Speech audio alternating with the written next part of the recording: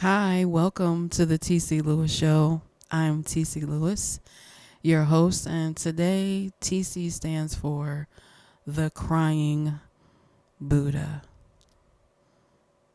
Yes, today I'm TCB. I am a practitioner of Nichiren Buddhism. I chant Nam Myoho Renge Kyo, the Daimoku of the Lotus Sutra, in pursuit of my own human revolution and creating the life that I deserve and the life that I love for myself and for the peace and security of the land. Crying Buddha, yes, that is me. The Crying Buddha. One day I'll have a restaurant and a resort called the Crying Buddha. I am always, every time I go to the Buddhist center, I find myself in tears because something, no matter what, something hits me and it just brings me to tears. Today there was mention of three types of minds: the trickster mind, the critical mind, and the monkey mind. The trickster mind is the deceptive one. It keeps you from doing the things that you truly intend to do, things that you set your goals toward. And the trickster mind is a distractive force. It welcomes procrastination. It's a devilish function. The monkey mind is the sort of unfocused mind, just as a monkey jumps from tree to tree, just at the whim, at a whim. The monkey jumps from tree to tree, seemingly unfocused, just as your thoughts may bounce around. That's what it was described as, the monkey mind. And then we have the critical mind. That's the mind that judges everything.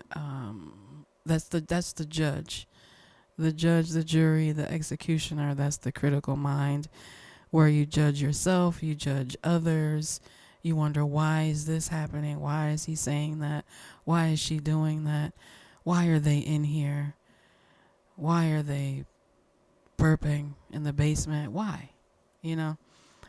So the three types of minds, and then that was mentioned in the Buddhist meeting this morning. And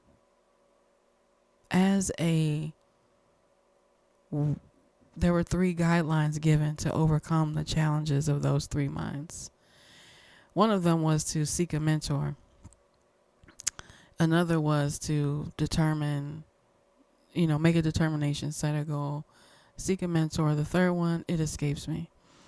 But when I heard seek a mentor, my monkey mind, jumped to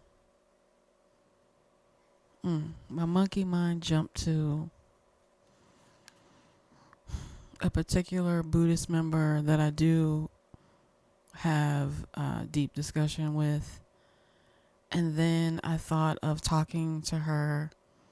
I saw myself talking to her about my pain, regarding the end of this relationship, and just wanting just open up and just be understood. And I know I am understood. This is a very relatable situation. And you don't want to go to everyone with your pain and your quote unquote issues, but everyone has them. That's what is so magical and amazing about human beings, is that we're all the same, in that we all have the same desires, we all have the same challenges, and we are all looking for a way to easily and effortlessly deal with them, or even eradicate them. But most of us know that life, that's just a part of life, being challenged. And yeah, part of this game that we play as humans is, finding the best ways to overcome those challenges. We make mistakes. We, advance forward. We take steps backwards. It's just all part of it. And for me, the game of life is about working towards or figuring out the best way to be happy with yourself, within yourself, and to be a whole person and to really realize that it's a game. I think I got, 50% of it down. Like, okay, y'all, it's a game. This really isn't even real. And let's not take it too seriously. Now, that's hard to do these days with, us, well, me and the rest of the United States now being under the, seemingly under the control of a fascist dictator, in a democratic government capitalist situation. Listen, it feels bleak to a lot of people. It looks bleak to many others. Myself, I'm too wrapped up in my own personal drama to be really too concerned about what's going on inside of the federal government. Although, there are changes being made that do affect me and loved ones. However, if you know, you know. If you know, you know. I do practice Buddhism. I do have a Gohonzon. I fear nothing. I fear not. And those who are practitioners of Christianity, Judaism, Islam, any faith, like if you're truly faithful, these events that are happening, they are part of the trickster mind of the collective. People really are dying.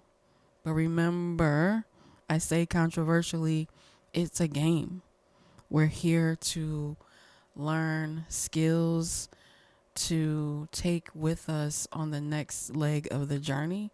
That's my theory, that this is not the only existence, that this world that we live in is super temporary, and our roles in it are small and tenuous. There's so many of us, and we keep being born, like keep making new humans to carry out the mission here of really and truly waking up to the fact that this is a game. Just as we saw in The Matrix, trying to think back to the moment when I had the realization that what we're really living in, this paradigm, is actually a matrix. And shout out to Dr. Adetokunbo Borisade for enlightening me to the term the patrix. So the matrix, rather than this systematic framework that we live inside of, being etymologically oriented towards a feminine nomenclature, she shifted it to the masculine nomenclature, recognizing the patriarchy that contributes to the way that we live in this world, dubbing it the Patrix, Patrix, the Patrix. You should go ahead and check out the Google Dr. Adetokunbo Borisade. That's Borishh.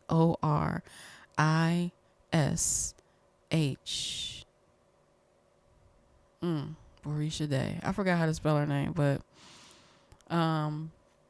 send me an email at the tclewisshow@gmail.com. The tclewisshow@gmail.com. Ask me how to spell her name, and I'll send you a message back quickly and swiftly. But yes, man, I got off onto a real tangent there, but crashing out, trying to get over my ex, thinking I'm finally at a place where I feel, the clouds breaking, and then my monkey mind just starts, doing its thing, and then I happen upon a thought that leads me to another thought, and then I'm in the loop of, or I'm going down the rabbit hole of what happened in the relationship, remembering the good things. And eventually I get back around. I circle back to the reason why, we are not together, and why that was the best decision that I could make for myself and for my family. So, crashing out. So, TC, you've been saying crashing out, crashing out. When you think of crashing out, we think of like busting windows, keying cars, making phone calls to potentially who, your ex is now with, or, just really basically, crashing out is all the things that my ex did in the aftermath of me breaking up with him. And, I was so concerned with just creating peace in my life. And he was so noisy that all I could really focus on was, how do I get him away from me? And then once I felt like I had done what I could do myself to like create that space and that distance, and it still wasn't working, it wasn't peaceful, it started to feel unsafe. And again, I had to take measures, which I wish I really had not had to take. It really did break my heart for me to have to go that far. But I had to do what I had to do for, again, myself, for my family, for peace and security of the land, internally and externally. And I don't regret it. But now I'm just in that state of processing where it's like we just broke up. It's like we just broke up, and these feelings are new, and they're not new at all. They're old. And it's been 6 months. It's been 6 months, almost 6 months, I guess, since the breakup. And I feel like I want to be farther along in the processing of the end of this. But here I am, talking about it with you. Thank you so much for allowing me the space to do so, because it's tough out here. Listen, if you can relate, drop a 1 in the chat. If you can relate to how I'm feeling, drop a 1 in the chat. So, I didn't say this at the top of the show, but this is the segment called I Wish I Didn't Miss You Anymore, where I share with you, the process that I'm going through in dealing with the breakup of my previous romantic relationship. Literally the best romantic relationship I've ever been in. And the fact that it had to end, I had to end it, is just very sad. And I'm dealing with that sadness. I'm dealing with the emotion. Still, I'm dealing with the emotions that came from all the events that happened after the breakup between he and I.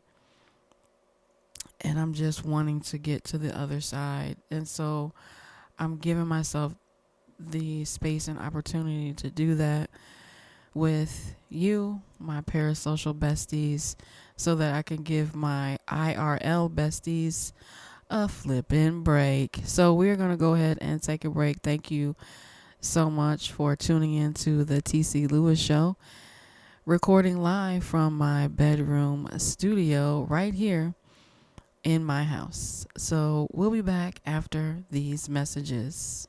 And we're back. Thank you so much for tuning in to the TC Lewis Show, streaming or recording live right here in my bedroom studio. Thank you so much for coming back. Thank you so much for being here as I work through the process of processing the end of my most recent romantic relationship. You know, when you really love somebody and even though they hurt you, how strange is it that you still have love and compassion for them? I guess because it wasn't, relatively, it wasn't that bad. But, you know, when you feel like you're going to die if you stay in a relationship, not because you're going to be killed, but you're going to be like made stressed. You're going to be stressed to death. I don't want to do that because I can do that to myself. You know, that's how they say I can do bad all by myself. Yeah, I can stress myself to death on my own. On my own. Shout out to Patti LaBelle. All right, so I guess enough of that. I would like to give y'all an update in the last episode for our wonderful segment. Would you cut that out? I talked to you guys about my neighbor who was burping, just making this weird sound, and I figured out it was burping, making that sound in the basement, making it upstairs in his apartment. And lo and behold, wouldn't you know that he did actually cut that out, because I was right. He was sick. And a few days ago, I was working from home and I heard various men yelling the neighbor's name outside. I'm looking out the windows. I'm like, what's going on? And then eventually the police show up and they're there to do a welfare check. And eventually the neighbor gets taken to seek medical help through the EMS services. And the burping stops. He cut it out. You know, the power. All you have to do is ask, and you could possibly get what you're asking for. So just like in my previous relationship, I asked for space. I didn't even ask. I didn't demand. I just was like, I need space. I need space. I need space. I need space. And now I have the ultimate space, and I'm grieving. I'm grieving the reception of that space, but it's all good. But yeah, I always get what I want, and sometimes it's painful. But anyway, the neighbor, hopefully he's getting the help that he needs, the medical treatment. I noticed as I was peeking through my door at the goings on, that his ankles were really swollen and reminded me of my father just before he passed away. So hopefully the neighbor makes it through. And but thank you so much for cutting that out, that crazy burping. And then, you know, if you're doing that, there's a smell. It's like a fruity smell. I know it's got something to do with diabetes, but that's none of my business. That's HIPAA. That is PII, personally identifiable information. So, lastly, as we wrap up here, thank you so much for joining me on the TC Lewis Show. This episode, I just would like to say, I would like to let the world know that I don't believe in neck tattoos. They make the neck look thick, like a meathead, I guess. Like thick, like you take steroids or something. Thick like the 80s. You remember those thick neck people from the 80s, the bodybuilders, the gym rats? I'm a traditionalist when it comes to the neck. You know, tattoos are great. A great way to express yourself artistically by poking needles full of ink into your skin to create pictures on the skin. Nothing wrong with that. I mean, there's really nothing wrong with a neck tattoo. And what I'm speaking of specifically, what I actually don't like, is the throat tattoo, particularly on a woman. Sorry, I'm biased. I just don't like it. It's weird. And the weirdness persists on the Emmy award winning Zeus Network original Baddies Midwest. Clap it up and snap it up for the one, the only, the Natalie Nunn, just giving us Baddies ratchet realness on the streaming network airwaves. Baddies on the Zeus Network. I think it's $5 a month. So anyway, there's this one contestant, this one character, a participant in the show, Ivory. She says she's from Detroit. She got a neck and a body, she I guess just differently shaped. She's shaped like, Jasmine Crockett. In the words of Jasmine Crockett, she's a little bad built. But nonetheless, not a. Anyway, I'm just talking about the neck tattoo, the throat tattoo.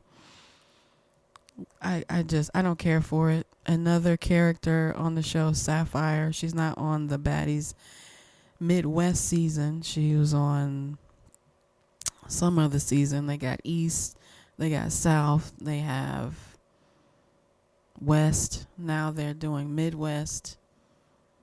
Yeah. So anyway, Sapphire also has a throat tattoo. I just don't agree, because they just make your neck look thick. It makes it look like you don't even have a neck, because there's pictures there where we're used to seeing your neck reside. Oh no, my light went out at the top. I hope y'all can still see me. So I'm about to fix it. Okay. So I fixed it, and I hope that I don't know. It probably looks about the same with the light on. But anyhow, what was I talking about? Oh my God, the other light went out. Anyway, neck tattoos. Let me see, because it's making me want to fix it, but that's okay. Neck tattoos, y'all. Don't get one. But if you really want one, then get it. Throat. On the throat is what I'm really specifically talking about. Now, sometimes you see things like on the side of the neck. I'm just talking about the throat. Don't Krishan have a throat tattoo as well? I mean, what is there something you're covering up? I don't know. That's got to be a really sensitive spot. But anyway, I'm going to wrap it up here. Thank you so much for tuning in to the TC Lewis Show. I promise it'll get better as we go along. But thank you so much for being there for me, helping me to get through this breakup with my ex. And thank you just for being there and being a safe space and being a place where we can all relate and heal. So if you have something that you need a safe space to talk about, send me an email at thetclewisshow@gmail.com. thetclewisshow@gmail.com. I would be happy to read it anonymously, or if you want to share your name, I'll say it. Send an email. Keep it under, just a few paragraphs or whatever. Just say whatever you want. You vent it, and I'll address it. Safe spaces. All right. So have a wonderful time until I see you again. Peace. And when you feel like crashing out over anything, whether it's the end of a relationship, the end of a job, maybe, you failed at trying something, feel your feelings and and then do a podcast. Peace.